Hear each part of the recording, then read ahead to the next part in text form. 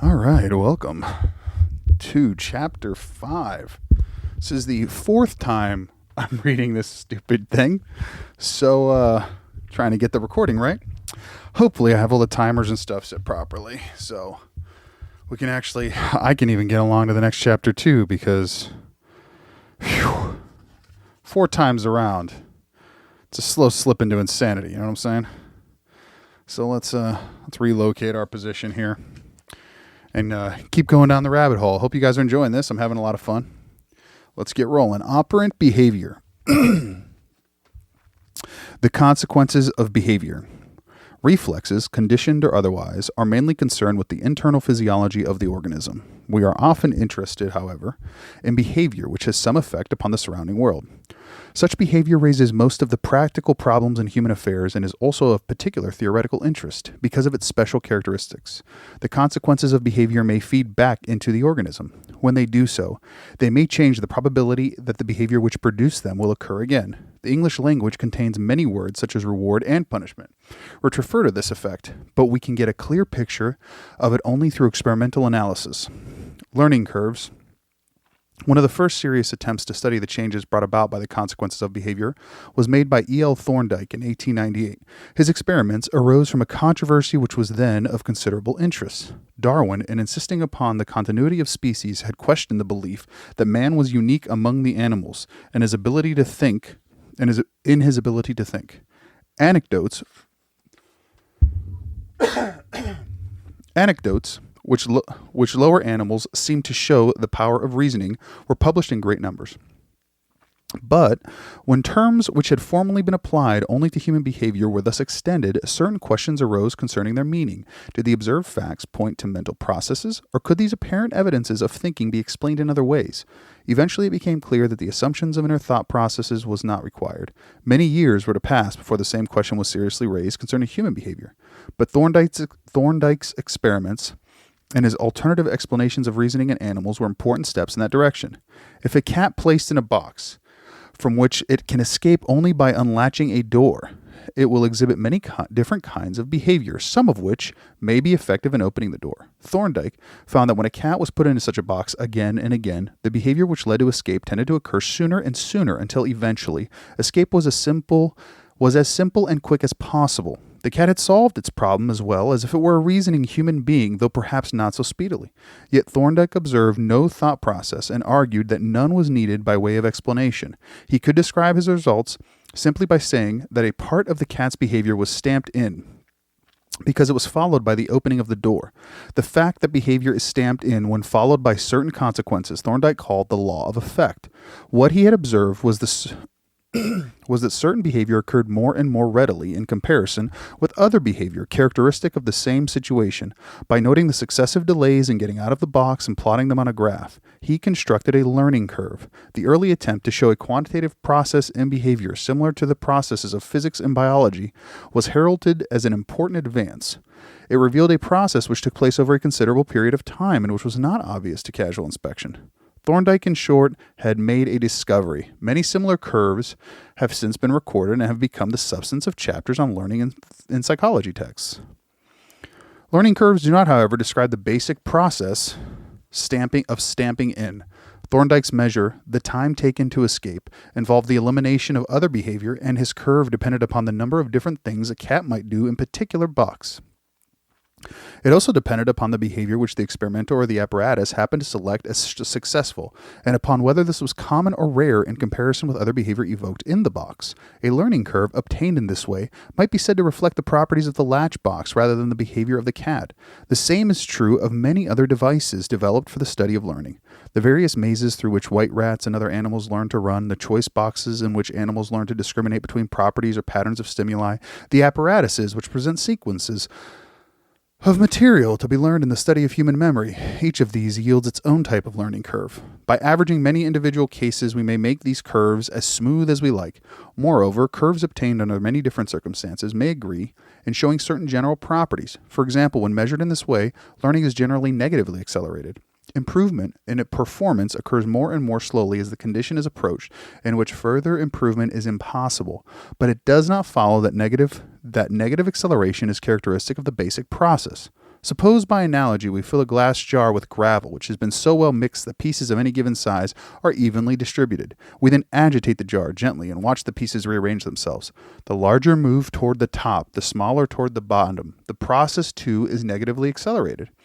At first, the mixture separates rapidly, but as separation proceeds, the condition in which there will be no further change is approached more and more slowly. Such a curve may be quite smooth and reproducible, but this fact alone is not of any great significance. The curve is the result of certain fundamental processes involving the contact of spheres of different sizes, the resolution of the forces resulting from agitation, and so on, but is by no means the most direct record of these processes. Learning curves show how the various kinds of behavior evoked and complex situations are sorted out, emphasized, and reordered. The basic process of the stamping in of a single act brings this change about, but is not reported directly by the change itself. Stamping in, what a ridiculous idea. Operant conditioning. To get to the core of Thorndike's law of effect, we need to clarify the notion of probability of response. This is an extremely important concept. Unfortunately, it is also a difficult one. In discussing human behavior, we often refer to tendencies or predispositions to behave in particular ways. Almost every theory of behavior uses some such term as excitatory potential, habit strength, or determining tendency. But how do we observe a tendency, and how can we measure one? If a given sample of behavior existed in only two states, in one of which it always occurred and in the other never, we should be almost helpless in following a program of functional analysis. An all or none subject matter lends itself only to primitive forms of description. Yeah. Okay. I'm with you on that. It is a great advantage to suppose instead that the probability that a response will occur ranges continuously between these all or none extremes. We can then deal with variables which, unlike the eliciting stimulus, do not cause a given bit of behavior to occur, but simply make the occurrence more probable. We may then proceed to deal, for example, with the combined effect of more than one such variable. Everyday expressions which carry the notion of probability, tendency, or predisposition describe the frequencies with which bits of behavior occur. We never observe a probability as such. We say that someone is enthusiastic about bridge when we observe that he plays bridge often and talks about it often. To be greatly interested in music is to play, listen, and to talk about music a great deal. To investigate, the inveterate gambler is one who gambles frequently. The camera fan is to be found taking pictures, developing them, and looking at pictures made by himself and others. The highly sexed person frequently engages in sexual behavior. The dipsomaniac drinks frequently. In characterizing a man's behavior in terms of frequency, we assume certain standard conditions. He must be able to execute and repeat an act, and other behavior must not interfere appreciably. We cannot be sure of the extent of a man's interest in music, for example, if he is necessarily busy with other things. When we come to refine the notion of probability of response for scientific use, we find that here too our data are frequencies, and that the conditions under which they are observed must be specified. The main technical problem is designing a controlled experiment. A controlled experiment is to provide for the observation and interpretation of frequencies. We eliminate or at least hold constant any condition which encourages behavior which competes with the behavior we are ready to study. Boom. An organism is placed in a quiet box where its behavior may be observed through a one-way screen or recorded mechanically. This is by no means an environmental vacuum for the organism, for the organism will react to the features of the box in many ways, but its behavior will eventually reach a fairly stable level against which the frequency of a selected response may be investigated. To study the process which Thorndike called stamping in, we must have a consequence. Giving food to a hungry organism will do. We can feed our subject conveniently with a small food tray which is operated electrically. When the tray is first opened, the organism will probably react to it in ways which interfere with the process we plan to observe. Eventually, after being fed from the tray repeatedly, it eats readily, and we are then ready to make the consequence contingent upon behavior, and to observe the result. We select a relatively simple bit of behavior which may be freely and rapidly repeated, and which is easily observed and recorded. If our experimental subject is a pigeon, for example, the behavior of raising the head above the given height is convenient. This may be observed by sighting across the pigeon's head at a scale pin from the far wall of the box. We first study the height at which the head is normally held, and then select some line on the scale which is reached only infrequently, keeping our eye on the scale when we then begin to open the food tray very quickly whenever the head rises above the line. If the experiment is conducted according to specifications, the result is invariable. We observe an immediate change in the frequency. with which the head crosses the line. We also observe, and this is of some importance theoretically, that higher lines are now being crossed. We may advance almost immediately to a higher line in determining when food is to be presented in a minute or two. The bird's posture has changed so that the top of the head seldom falls below the line, which we first chose. When we demonstrate the process of stamping in, it is a relatively simple way. We see that certain common interpretations of Thorndike's experiment are superfluous. The expression trial and error learning, which is frequently associated with law of effect, is clearly out of place here. We are reading something into our observations when we call them an upward movement of the head a trial, and there is no reason to call the movement which does not achieve a specified consequence an error. Even the term learning is misleading. The statement that the bird learns that it will get food by stretching its neck is an inaccurate report of what has happened. To say that it has acquired the habit of stretching its neck is merely to resort to an explanatory fiction, since our only evidence of the habit is the acquired tendency to perform the act. The barest possible statement of the process is this: we make a given consequence, contingent upon certain physical properties of behavior, the upward movement of the head, and the behavior is then observed to increase in frequency. It is customary to refer to any movement of the organism as a response. The word is borrowed from the field of reflex action and implies an act which, so to speak, answers a prior event, the stimulus. But we may make event contingent upon behavior without identifying or being able to identify a prior stimulus. We did not alter the environment of the pigeon to elicit the upward movement of the head. It is probably impossible to show that any single stimulus invariably precedes this movement. Behavior of this sort may come under the control of stimuli, but the relation is not that of elicitation. The term response is therefore not wholly appropriate, but is so well established that we shall use it in the following discussion.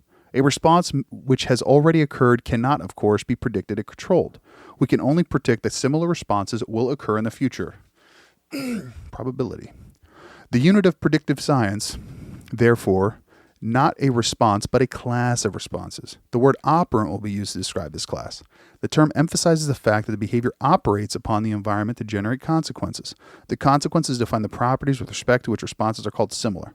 The term will be used both as an adjective, operant behavior, and as a noun to designate the behavior defined by a given response. A single instance in which a pigeon raises its head is a response.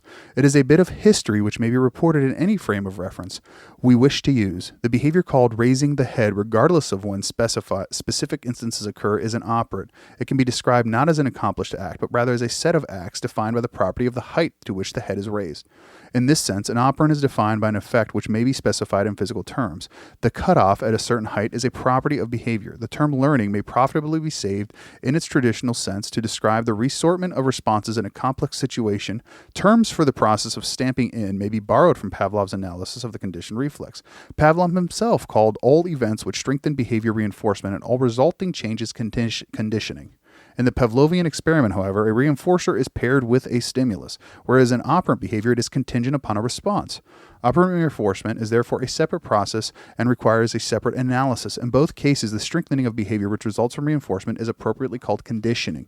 In operant conditioning, we strengthen an operant in the sense of making a response more probable or in actual fact more frequent. In Pavlovian or respondent condition, we simply increase the magnitude of the response elicited by the conditioned stimulus, and we shorten the time which elapsed between the stimulus and the response. We note, incidentally, that these two cases exhaust the possibilities. An organism is conditioned when a reinforcer accompanies another stimulus or follows upon an organism's own behavior. At any event, which does neither have no effect in changing a probability of response. In the pigeon experiment, then the food is the reinforcer, and the presenting food when a response is emitted is the reinforcement. The operant is defined by the property upon which reinforcement is contingent, the height to which the head must be raised. The change is the frequency in which the head is lifted to this height in the process of operant conditioning. Man, that is actually controversial now. There's a lot of articles, look up Baum, whether or not we should eliminate the distinction between respondent and operant conditioning. The arguments are very convincing that they actually aren't necessarily different phenomena. Anyway, while we are awake, we act upon the environment constantly, and many of the consequences of our actions are reinforcing. Through operant conditioning, the environment builds the basic repertoire, with which we keep our balance, walk, play games, handle instruments and tools, talk, write, sail a boat, drive a car, and fly a plane. A change in the environment, a new car, a new friend, a new field of interest, a new job, a new location may find us unprepared, but our behavior usually adjusts quickly as we acquire new responses and discard old ones. We shall see in the following chapter that operant reinforcement does more than build a behavioral repertoire. It improves the efficiency of behavior and maintains behavior in strength long after acquisition or efficiency has ceased to be of interest. That was just the introduction to the chapter of the chapter. Long-winded, bro. Quantitative properties. It is not easy to obtain a curve for operant conditioning. We cannot isolate an operant completely, nor can we eliminate all arbitrary details.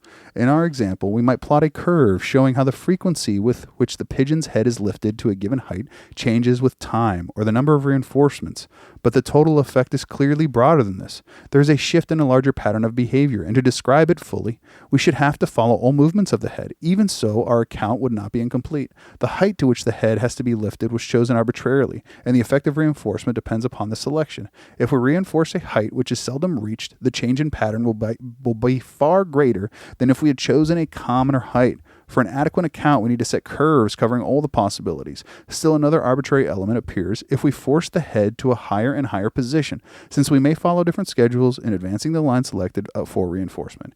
Each schedule will yield its own curve, and the picture would be complete only if covered all schedules. We cannot avoid these problems by selecting a response which is more sharply defined by features of the environment. For example, the behavior of operating a door latch. Some mechanical indicator of behavior is, of course, an advantage. For example, in helping us to reinforce consistently, we could record the height of a pigeon's head with a photocell arrangement, but it is simpler to select a response which makes a more easily recorded change in the environment.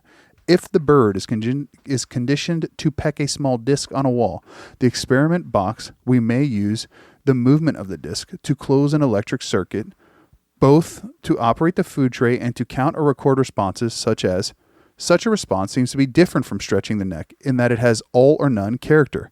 But we shall see in a moment that the mechanical features of striking a key do not define a response, which is any less arbitrary than neck stretching. An experimental arrangement need not be perfect in order to provide important quantitative data in operant conditioning. We are already in position to evaluate many factors.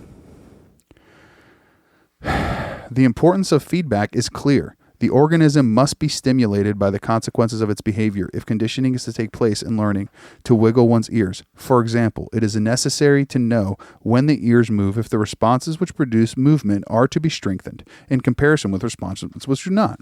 In re-educating the patient in the use of a partially paralyzed limb, it may be of help to amplify the feedback from slight movements, either with instruments or through the report of an instructor.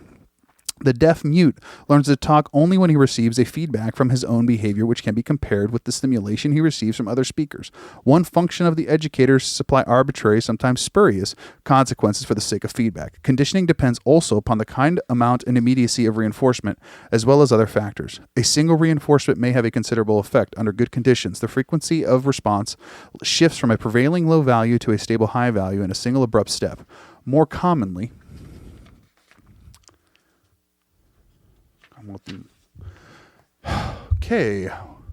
More commonly, we observe a substantial increase as a result of a single reinforcement.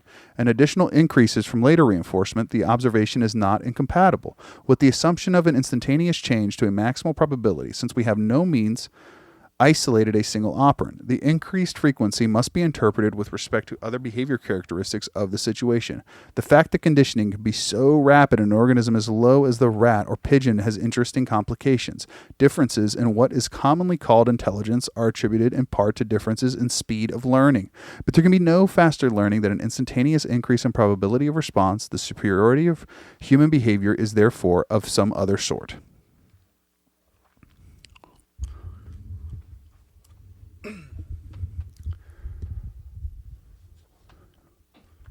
The control of operant behavior. The experimental procedure in operant conditioning is straightforward. Rearrange a consistency of reinforcement and expose an organism to it for a given period. We then explain the frequent emission of the response by pointing to this history. But what improvement has been made in the prediction and control of the behavior in the future? What variables enable us to predict whether or not the organism will respond? What variables must we now control in order to induce it to the response?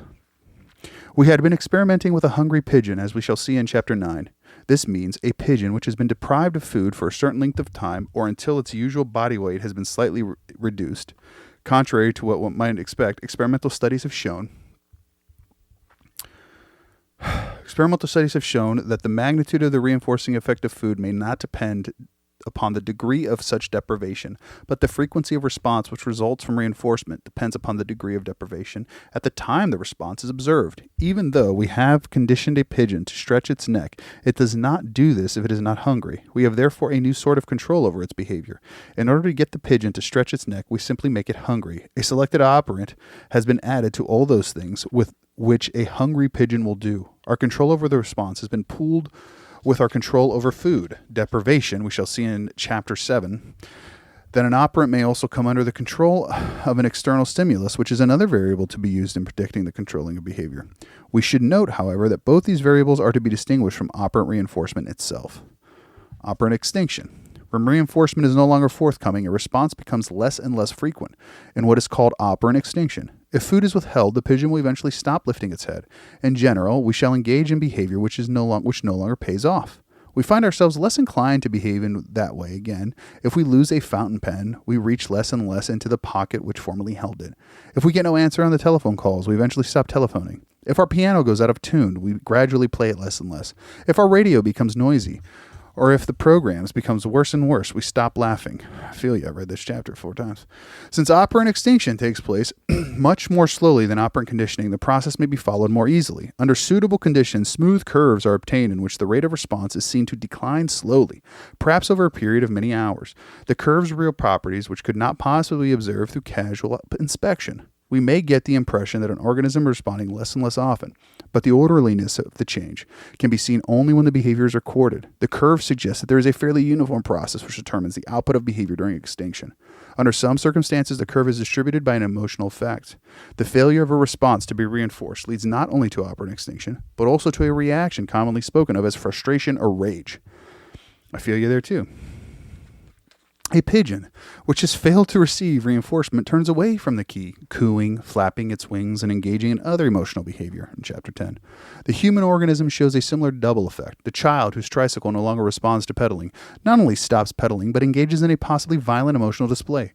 The adult who finds a desk drawer stuck may soon stop pulling, while he may pound on the desk, exclaim, "Damn it," or exhibit other signs of rage. Just as the child eventually goes back into the tricycle and the adult to the drawer, so the pigeon will turn again to the key when an emotional response has subsided. As other responses go unreinforced, another emotional episode may ensue. Extinction curves under such circumstances show a cyclic oscillation as the emotional response builds up, disappears, and builds up again. If we eliminate the emotion by repeated exposure to extinction or in other ways, the curve emerges in a simpler form. Behavior during extinction is the result of the conditioning which has preceded it, and in this sense, the extinction curve gives an additional measure of the effect of reinforcement. If only a few responses have been reinforced, extinction occurs quickly. A long history of reinforcement is followed by protracted responding. The resistance to extinction cannot be predicted from the probability of response observed at any given moment. We must know the history of reinforcement. For example, though we have been reinforced with an excellent meal in a new restaurant, a bad meal may reduce our patronage to 0. But if we have found excellent food in a restaurant for many years, several poor meals must have been eaten there. Other things being equal, before we lose the inclination to patronize it again. There is no simple relation between the number of responses reinforced and the number which appears in extinction. I'm not sure if that's true anymore. I think there's some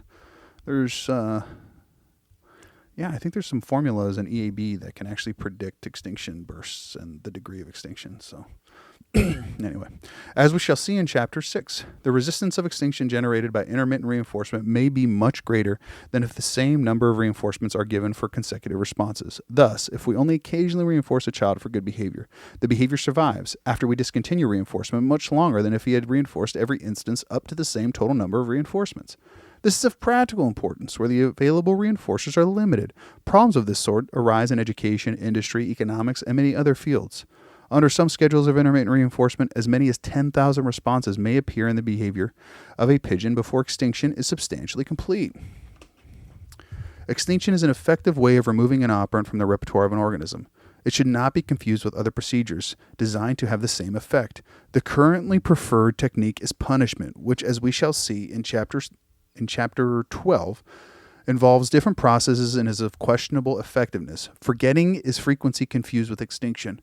In forgetting, the effect of conditioning is lost simply as time passes, whereas extinction requires that the response be emitted without reinforcement. Usually forgetting does not take place quickly. Sizable extinction curves have been obtained from pigeons as long as 6 years after the response had been last reinforced. 6 years is about half the normal lifespan of the pigeon.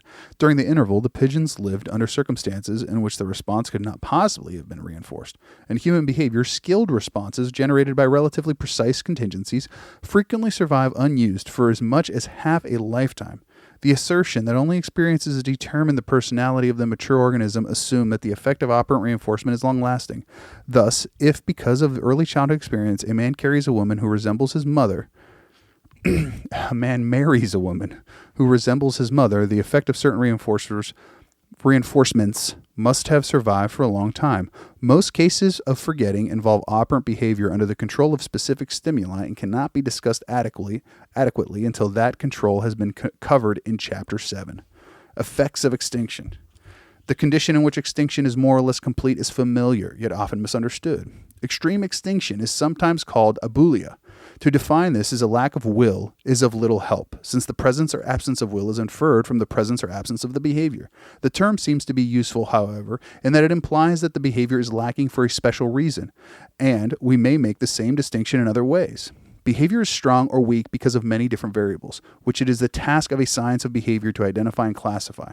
We define any given case in terms of the variable. The condition which results from prolonged extinction superficially resembles inactivity, resulting from other causes. The difference is in the history of the organism. An aspiring writer who has sent manuscript after manuscript to the publishers only to have them all rejected may report that he can't write another word. He may be partially paralyzed with what we call writer's cramp. Okay. He may still insist that he wants to write. We may agree with him in paraphrase, his extremely low probability of response is mainly due to extinction. Other variables are still operative which, if extinction had not taken place, would yield a high probability. The condition of low operant strength resulting from extinction often requires treatment. Some forms of psychotherapy are systems of reinforcement designed to reinstate behavior which has been lost through extinction. The therapist may himself supply the reinforcement, or he may arrange living conditions with which behavior is likely to be reinforced. In occupational therapy, for example, the patient is encouraged to engage in simple forms of behavior which receive immediately and fairly consistent reinforcement. It is of no advantage to say that such therapy helps the patient by giving him a sense of achievement, or improves his morale, builds up his interest, quote unquote, or removes or prevents discouragement. Such terms as these merely add to the growing population of explanatory fictions. One who readily engages in a given activity is not showing an interest. He is showing the effect of reinforcement. We do not give a man a sense of achievement or reinforce a particular action. To become discouraged is simply to fail to respond because reinforcement has not been forthcoming. Our problem is simply to account for probability of response in terms of a history of reinforcement and extinction. Tag on. All right, let's keep going. Come on. What events are reinforcing? In dealing with our fellow men in everyday life and in the clinic and laboratory, this actually says laboratory, we may need to know just how reinforcing a specific event is. We often begin by noting the extent to which our own behavior is reinforced by the same event. This practice frequently miscarries, yet it is still commonly believed that reinforcers can be identified apart from their effects upon a particular organism. As the term is used here, however, the only defining characteristic of a reinforcing stimulus is that it reinforces. The only way to tell or not. The only way to tell whether or not a given event is reinforcing to a given organism under given conditions is to make a direct test. We observe the frequency of a selected response, then make an event contingent upon it, and observe any change in frequency. If there is a change, we classify the event as reinforcing to the organism under the existing conditions. There is nothing circular about classifying events in terms of other effects. The criterion is both empirical and objective. It would be circular, however, if we then went on to assert that a given event strengthens an operant because it is reinforcing. We achieve a certain success in guessing at reinforcing powers only because we have, in a sense, made a crude survey. We have gauged that because we have, in a sense, we have gauged the reinforcing effect of a stimulus upon ourselves and assume the same effect upon others. We are successful only when we resemble the organism under study and when we have correctly surveyed our own behavior. Events which are found to be reinforcing are of two sorts. Some reinforcements consist of presenting stimuli, of adding something, for example, food, water, or sexual contact to the situation. He likes talking about sex, man. These we call positive reinforcers. Others consist of removing something, for example, a loud noise, a very bright light, extreme cold or heat, or electric shock from the situation. These we call negative reinforcers.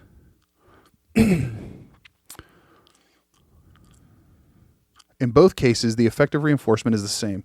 The probability of a response is increased. We cannot avoid this distinction by arguing what is reinforcing in the negative case is the absence of the bright light, loud noise, and so on. For it is the absence after presence which is effective.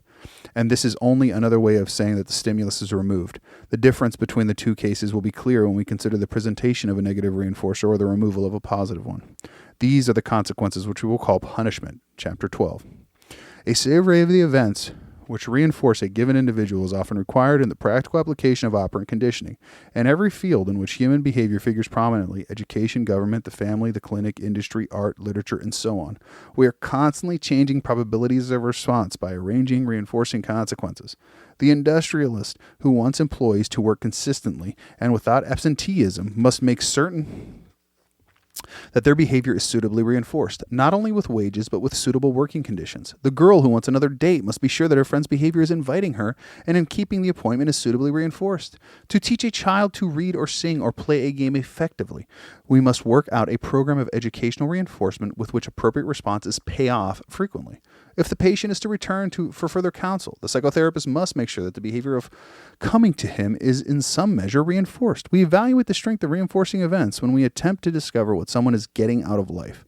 What consequences are responsible for his present repertoire and for the relative frequencies of the responses in it? His responses to various topics of conversation tell us something, but his everyday behavior is better guide. We infer important reinforcers from nothing more usual than his interest in a writer who deals with certain subjects, in stores, in museums which exhibit certain objects, in friends who participate in certain kinds of behavior, in restaurants which serve certain kinds of food, and so on. The interest refers to the probability which results, at least in part, from the consequences of behavior of taking an interest. We may be more nearly sure of the importance of a reinforcer if we watch the behavior come and go as the reinforcer is alternatively supplied and withheld, for the change in the probability is then less likely to be due to an incidental change of some other sort. The behavior of associating with a particular friend varies as the friend varies in supplying reinforcement. If we observe this covariation, we may then be fairly sure of what this friendship means and what our subject sees in his friend. The technique of evaluation may be improved for the use in clinical or laboratory investigation. A direct inventory may be made by allowing a subject to look at an assortment of pictures and recording the time he spends on each. The behavior of looking at a picture is reinforced by what is seen in it. Looking at one picture may be more strongly reinforced than looking at another, and the times will vary accordingly. The information may be valuable if it is necessary for any reason to reinforce or extinguish our subject's behavior. Literature, art, entertainment are contrived reinforcers. Whether the public buys books, tickets to performances, and works of art depends upon whether those books, plays, concerts, or pictures are reinforcing. Frequently, the artist confines himself to an exploration of what is reinforcing to himself. When he does so, his work reflects his own individuality, and it is then an accident or a measure of his universality if this book or play or piece of music or picture is reinforcing to others. Insofar as commercial success is important, we may make He may make a direct study of the behavior of others. The interpretation of the activity of the writer and artist as an exploration of the reinforcing powers of certain media will be discussed in chapter 16. It's Roman numerals, so it takes me a second. We cannot dispense with this survey simply by asking a man what reinforces him. His reply may be of some value, but it is by no means necessarily reliable. A reinforcing connection need not be obvious to the individual reinforced. It is often only retrospect that one's tendencies to behave in particular ways are seen to be the result of certain consequences. As we shall see in chapter 18, the relation may never be seen at all, even though it is obvious to others. There are, of course, extensive differences between individuals in the events which prove to be reinforcing. The differences between species are so great as scarcely to arouse interest. Obviously, what is reinforcing to a horse need not be reinforcing to a dog or a man. Among the members of a species, the extensive differences are less likely to be due to hereditary endowment, and to that extent may be traced to circumstances and history of the individual. The fact that organisms evidently inherit the capacity to be reinforced by certain kinds of events does not help us in predicting the reinforcing effect of an untried stimulus, nor does the relation between the reinforcing event and deprivation or any other condition of organism endow the reinforcing event with any particular physical property. It is especially unlikely that events which have acquired their power to reinforce will be marked in any special way, yet such events are an important species of reinforcer. Conditioned reinforcers. The stimulus is presented in operant reinforcement. The stimulus which is presented in operant reinforcement may be paired with another in respondent conditioning. In Chapter 4, we considered the acquisition of the power to elicit a response. Now we are concerned with the power to reinforce it. Although reinforcement is a different stimulus function, the process resulting from the pairing of stimuli appears to be the same. If we have frequently presented a dish of food to a hungry organism, the empty dish will elicit salivation. To some extent, the empty dish will also reinforce an operant. We cannot demonstrate conditioned reinforcement more readily with stimuli which can be better controlled. If each time we turn on a light, we give food to a hungry pigeon, the light eventually becomes a conditioned reinforcer. It may be used to condition an operant, just as food is used. We know something about how the light acquires this property. The more often the light is paired with the food, the more reinforcing it becomes. The food must not follow the light by too great an interval of time, and the reinforcing power is rapidly lost when all food is withheld. We should expect all of this from our knowledge of stimulus conditioning. Yeah, I don't know. You should look up contiguity of stimuli for respondent conditioning and see if that's actually true anymore. Conditioned reinforcers are often the product of natural contingencies. Usually, food and water are received only after the organism has engaged in precurrent behavior, after it has operated upon the environment to create the opportunity for eating or drinking. The stimuli generated by this precurrent behavior, therefore, become reinforcing. Thus, before we can transfer food from a plate to our mouth successfully, we must get near the plate, and any behavior which brings us near to the plate is automatically reinforced.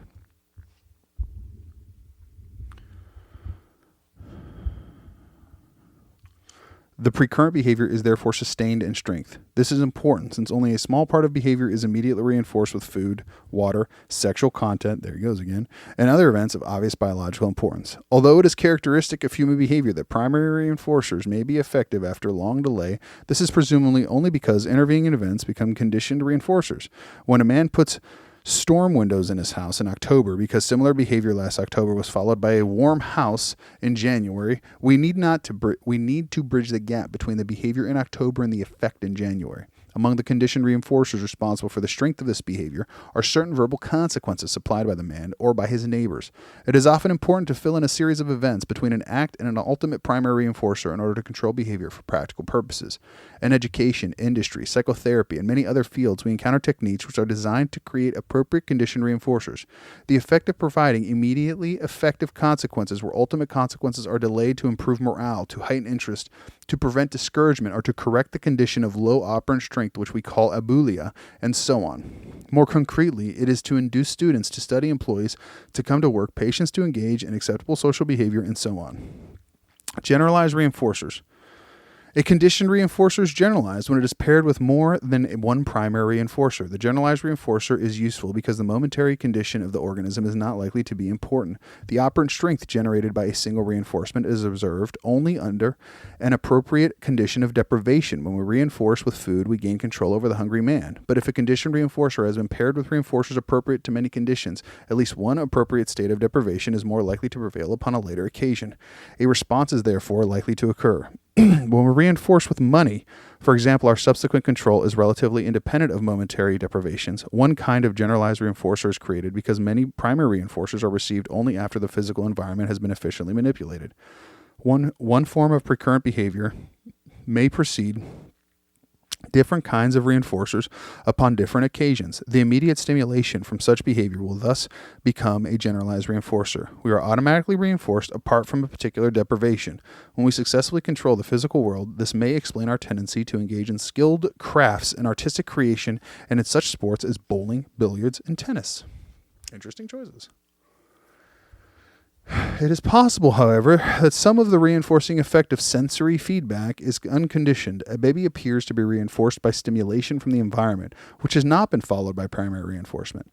The baby's rattle is an example. The capacity to be reinforced in this way could have arisen in the evolutionary process, and it may have a parallel in the reinforcement we receive from simply making the world behave. Any organism which is reinforced by its success in manipulating nature, regardless of the momentary consequences, will be in favored position when important consequences follow. Several important generalized reinforcers arrive when behavior is reinforced by other people. A simple case is attention. The child who misbehaves just to get attention is familiar. To the attention of people is familiar. The attention of people is reinforcing because it is necessary condition for other reinforcements from them. In general, only people who are attending to us reinforce our behavior. The attention of someone who is particularly likely to supply reinforcement, a parent, a teacher, or a loved one, is an especially good generalized reinforcer and sets up especially strong attention-getting behavior. Many verbal responses specifically demand attention. For example, look, see, or the vocative use of a name. Other characteristic forms of behavior which are commonly strong because they receive attention are feigning illness, being annoying, being conspicuous, exhibitionism. Of course, back to the naked stuff. Attention is often not enough. Another person is likely to reinforce only that part of one's behavior of which he approves, and any sign of his approval, therefore, becomes reinforcing in its own right. Behavior which evokes a smile or the verbal response, "That's right," or "good," or any other commentation, is strengthened. We use this generalized reinforcer to establish and shape the behavior of others, particularly in education. For example, we teach both children and adults to speak correctly by saying "that's right" when appropriate behavior is admitted. A still stronger generalized reinforcer is affection. It may be especially connected with sexual contact as a primary reinforcer, but when anyone who shows affection supplies other kinds of reinforcement as well, the effect is generalized. I'm waiting for this to get weird. It doesn't. I'm joking.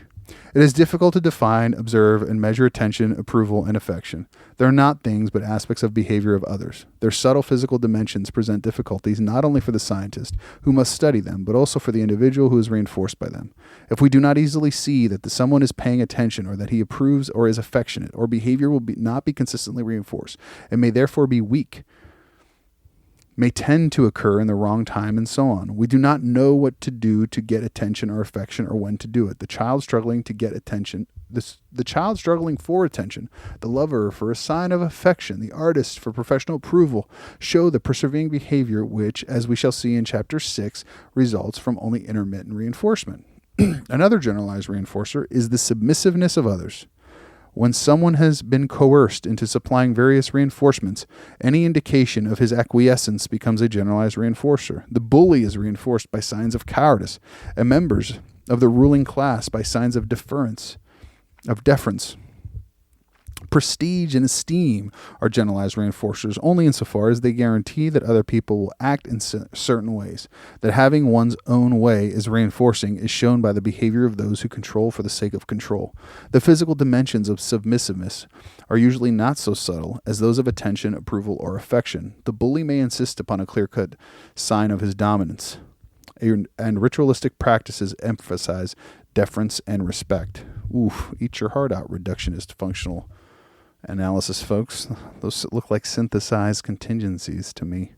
Signs of damage, for those of you wondering. A generalized reinforcer distinguished by its physical specifications is the token. The commonest example is money. It is a generalized reinforcer par excellence because although money won't buy everything, it can be exchanged for primary reinforcers of a great variety. Behavior reinforced with money is relatively independent of the momentary deprivation of the organism, and the general usefulness of money as a reinforcer depends in part upon this fact. Its effectiveness is also due to its physical dimensions. These permit a sharper contingency between behavior and consequence. When we are paid in money, we know that our behavior has accomplished and what behavior has accomplished it. The reinforcing effect can also be more successfully conditioned. The exchange value of money is more obvious than the attention, approval, affection, or even submissiveness of others. Money is not the only token. In education, for example, the individual behaves in part because of the marks, grades, and diploma which he has received. These are not so readily exchanged for primary reinforcement as money, but the possibility of exchange is there. Educational tokens form a series in which one may be exchanged for the next, and the commercial or prestige value of the final token, the diploma, is usually clear. Man. Okay, we'll see. As a rule, prizes, medals, and scholarships for high marks or specialized skills or achievements are not explicitly paired with primary reinforcers, but the clear-cut physical dimensions of such rewards are an advantage in arranging contingencies. Usually the ultimate reinforcement is similar to that of prestige or esteem. It is easy to forget the origins of the generalized reinforcer and to regard them as reinforcing in their own right. We speak of the need for attention, approval, or affection, the need to dominate, and the love of money, as if they were primary conditions of deprivation. But a capacity to be reinforced in this way would scarcely have evolved in the short time during which the required conditions have prevailed. Attention, affection, approval, and submission have presumably existed in human society for only a brief period as the process of evolution goes. Moreover, they do not represent fixed forms of stimulation, since they depend upon the idiosyncrasies of particular groups. Insofar as affection is mainly sexual, it may be related to a condition of primary deprivation, which is to some extent independent of the personal history of the individual. But the signs of affection which become reinforcing because of their association with sexual contact or with other reinforcers can scarcely be reinforcing for genetic reasons. Talk dirty to me, BF. Tokens are of even more recent advent, and it is not often seriously suggested that the need for them is inherited. We can usually watch the process through which a child comes to be reinforced by money, yet the love of money often seems to be autonomous as the need for approval. And if we confine ourselves to the observed effectiveness of these generalized reinforcers, we should have as much reason for assuming an inherited need for money as for attention, approval, affection, or domination. Eventually, generalized reinforcers are effective even though the primary reinforcers upon which they are based no longer accompany them. We play games of skill for their own sake. We get attention or approval for its own sake. Affection is not always followed by a more explicit sexual reinforcement. The submissiveness of others is reinforcing even though we make no use of it. A miser may be so reinforced by money that he will starve rather than give it up. These observable facts must have their place in any theoretical or practical consideration. They do not mean that generalized reinforcers are anything more than the physical properties of the stimuli observed in each case, and that there are any non-physical properties with which must be taken into account. Oh my goodness. This guy likes talking about, I forgot about the submissive stuff. Every time I read it, it blows me away. Why is a reinforcer reinforcing? Let's find out. The law of effect is not a theory. It is simply a rule for strengthening behavior. When we reinforce a response, we observe a change in its frequency. We can easily report what has happened in objective terms, but in explaining why it has happened, we are likely to resort to theory. Why does reinforcement reinforce? One theory is that an organism repeats a response because it finds the consequences pleasant or satisfying. But in what sense is this explanation within the framework of a natural science? Pleasant or satisfying apparently do not refer to physical properties of reinforcing events, since the physical sciences use neither these terms nor any equivalents. The terms must refer to some effect upon the organism, but can we define this in such a way that it will be useful in accounting for reinforcement? It is sometimes argued that a thing is pleasant if an organism approaches or maintains contact with it, and it is unpleasant if the organism avoids it or cuts it short. There are many variations on this attempt to find an objective definition, but they are all subject to the same criticism. The behavior specified may be merely another product of the reinforcing effect. To say that a stimulus is pleasant in the sense that an organism tends to approach or prolong it may be only another way of saying that the stimulus has reinforced the behavior, or of approaching or prolonging. Instead of defining reinforcing effect in terms of its effect upon behavior in general, we have simply specified familiar behavior which is almost inevitably reinforced and hence generally available as an indicator of reinforcing power. He could have just said tautology and cut this whole paragraph.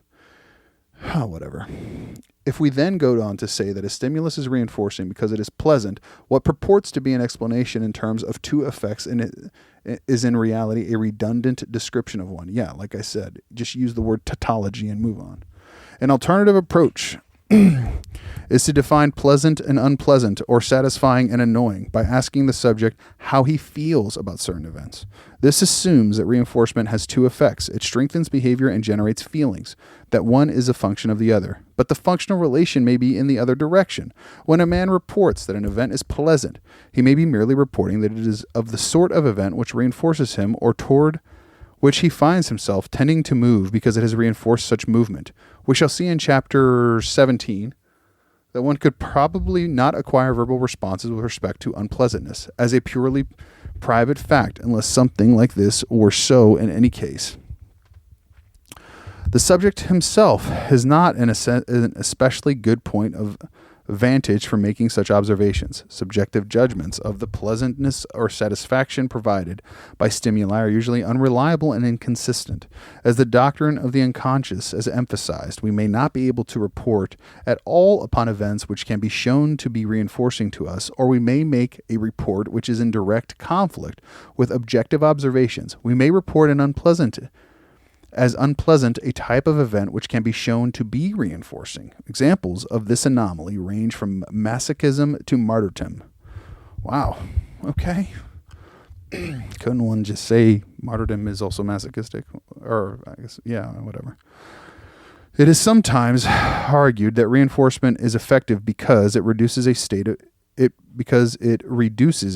deprivation. Here, at least, it is a collateral effect which need not be confused with reinforcement itself. It is obvious that deprivation is important in operant conditioning. We used a hungry pigeon in our experiment, and we could not have demonstrated operant conditioning otherwise. The hungrier the bird, the oftener is that a word? The oftener it responds as the result of reinforcement. Okay, dude. But in spite of this connection, it is not true that reinforcement always reduces deprivation. Conditioning may occur before substantial change can take place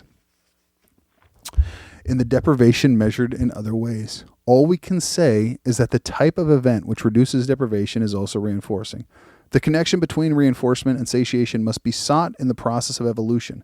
We can scarcely overlook great biological significance of the primary reinforcers, food, water, and sexual contact, as well as escape from injurious conditions, are obviously connected with well-being of the organism. An individual who is readily reinforced by such events will acquire highly efficient behavior.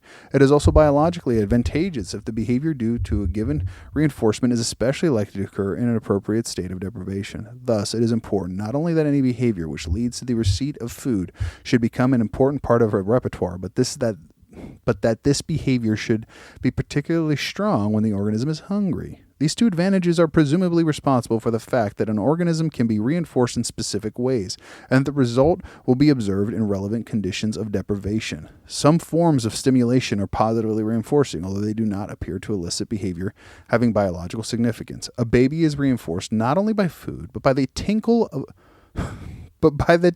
of a bell or the sparkle of a bright object. Behavior which is consistently followed by such stimuli shows an increased probability.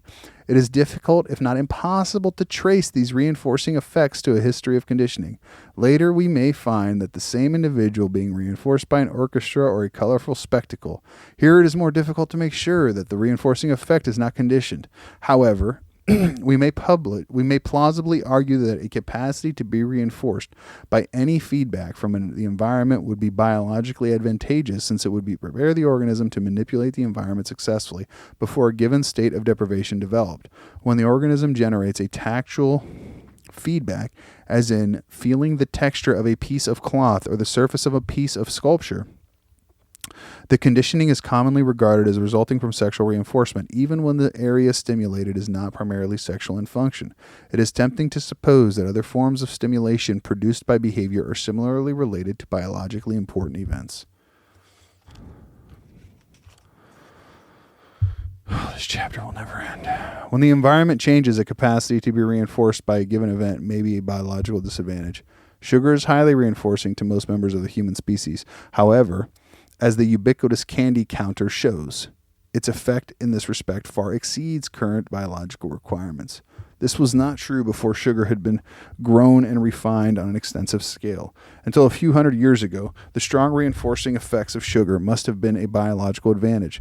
The environment has changed, but the genetic endowment of the organism has not followed suit. Sex provides another example. There is no longer a biological advantage in the great reinforcing effect of sexual contact. But we need not go back many hundreds of years to find conditions of famine and pestilence under which the power of sexual reinforcement offered a decisive advantage. A biological explanation of reinforcing power is perhaps as far as we can go in saying why any event is reinforcing.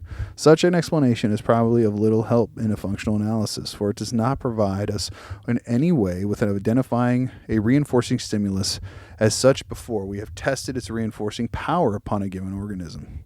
We must therefore be content with a survey in terms of the effects of stimuli upon behavior. Just a few more pages, baby. And I'll finally be able to read chapter 6. So wonderful. Accidental contingencies and superstitious behavior. It has been argued that Thorndike's experiment is not typical of the learning process because the cat cannot see the connection between a latch and escaping from a box.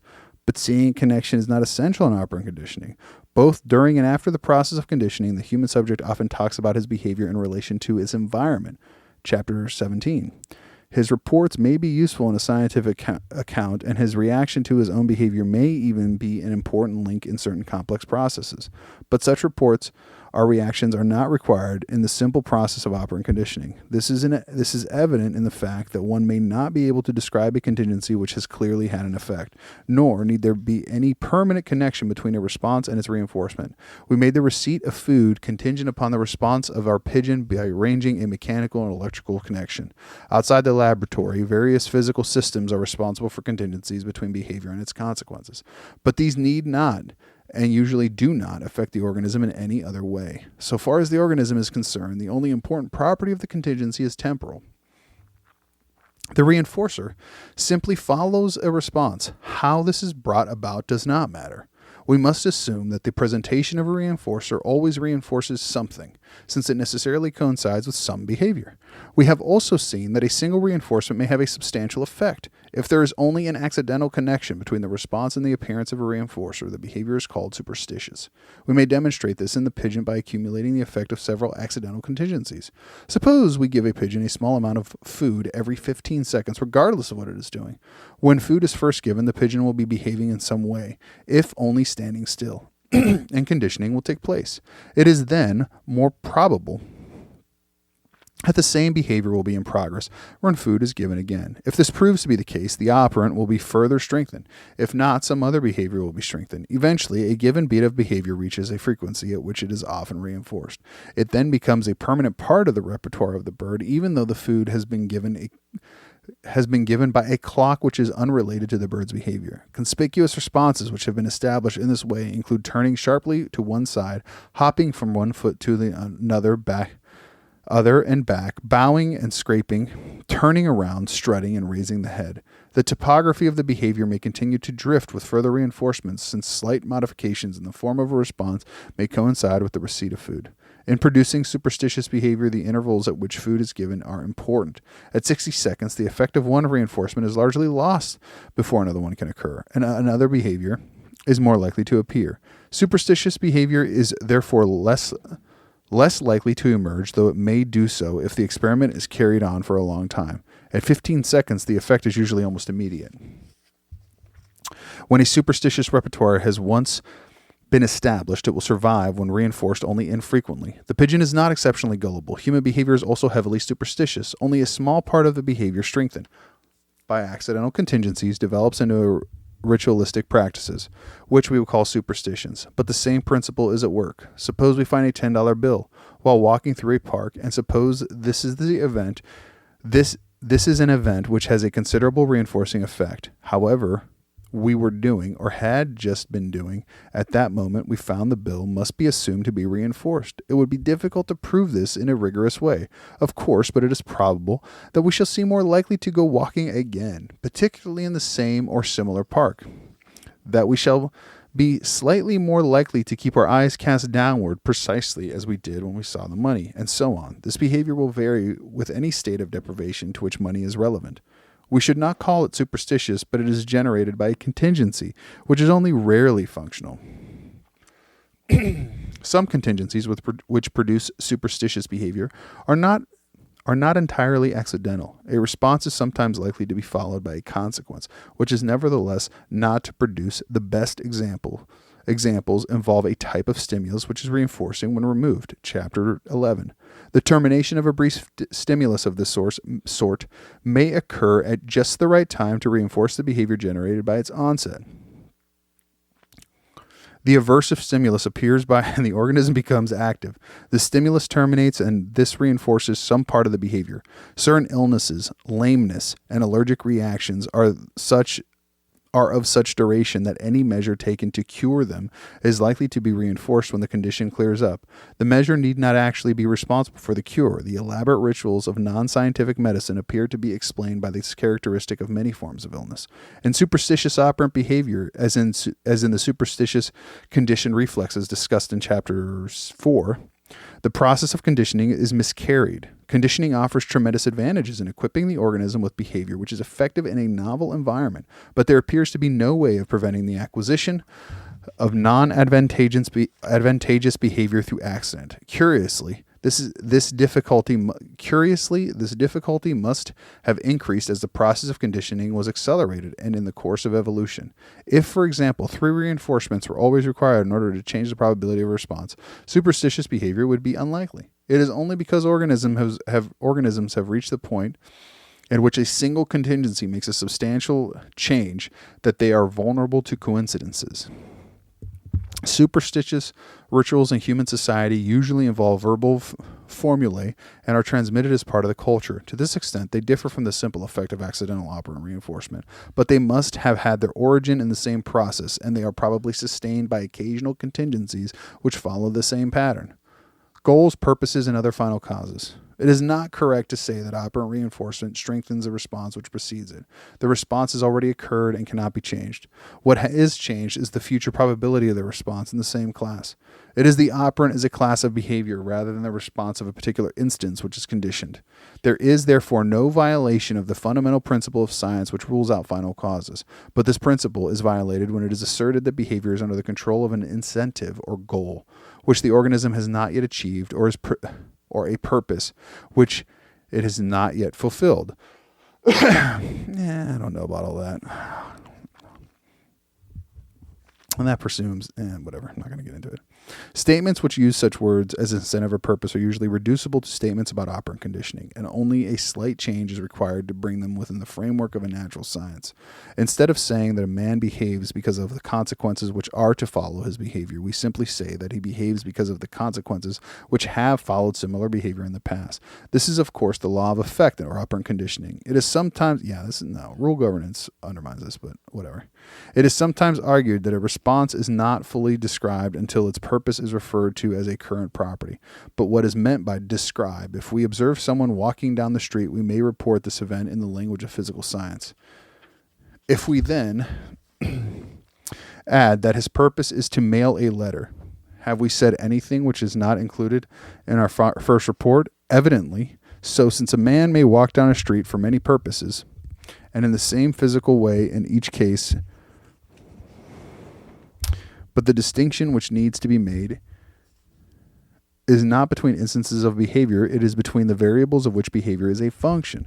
Purpose is not a property of behavior itself. It is a way of referring to controlling variables. If we make our report after we have seen our subject mail his letter and turn back, we attribute purpose to him from the event which brought him to the behavior of walking down the street to the end. This event gives meaning to his performance, not by amplifying a description of the behavior as such, but by indicating an independent variable in which it may have been a function. We cannot see his purpose before seeing that he mails a letter unless we have observed similar behavior and similar consequences before. Where we have done this, we use the term simply to predict that he will mail a letter upon this occasion. Nor can our... Jeez, oh, Pete, I was like reading a labyrinth of words. Nor can our subject see his own purpose without reference to similar events. If we ask him why is he going down the street, or why his purpose is, as he says, I'm going to mail a letter, we have not learned anything new about his behavior, but only about some of its possible causes. The subject himself, of course, may be in an advantageous position in describing these variables because he has an extended contact with his own behavior for many years. But his statement is not, therefore, in a different class from similar statements made by others who have observed his behavior upon fewer occasions.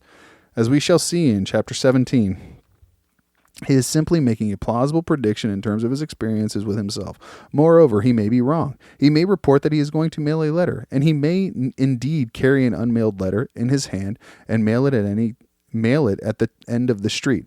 But we may still be able to show that his behavior is primarily determined by the fact that upon past occasions he has encountered someone who is important to him upon such a walk. He may not be aware of this purpose in the sense of being able to, that his behavior is strong for this reason. The fact that operant behavior seems to be directed toward the future is misleading. Consider, for example, the case of looking for something. In what sense is the something which has not yet been found relevant to the behavior? Suppose we condition a pigeon to peck a spot on the wall of a box, and then, when the operant is well established, remove the spot.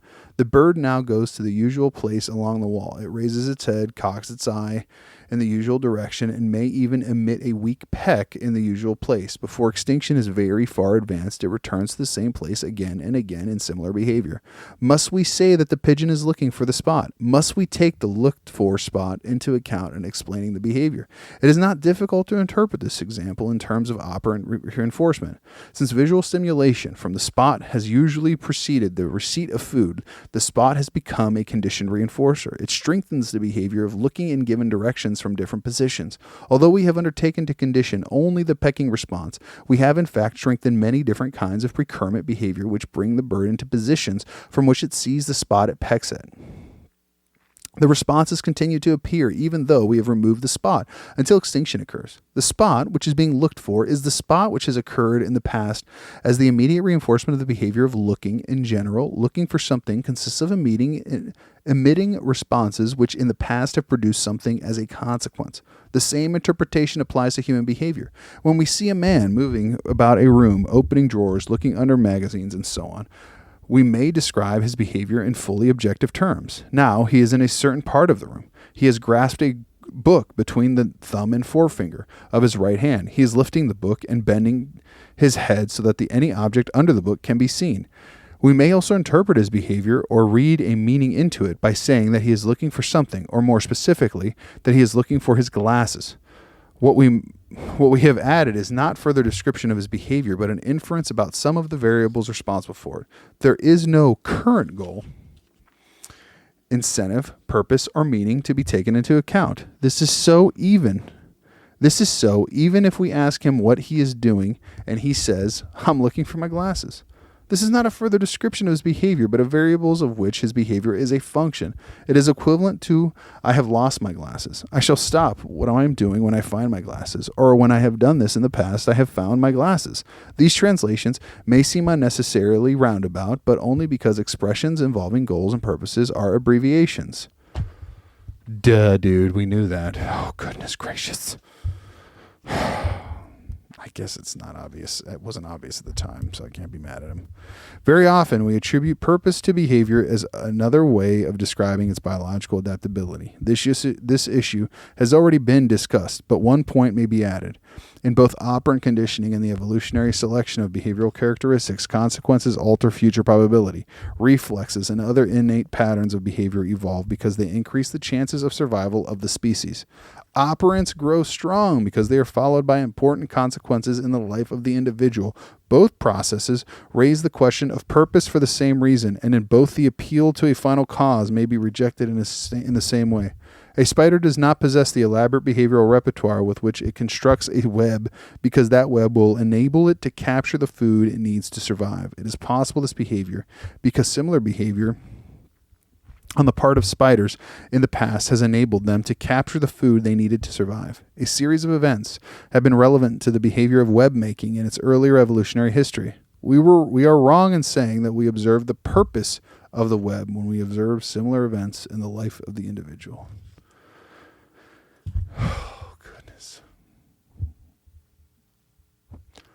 See you in chapter 6.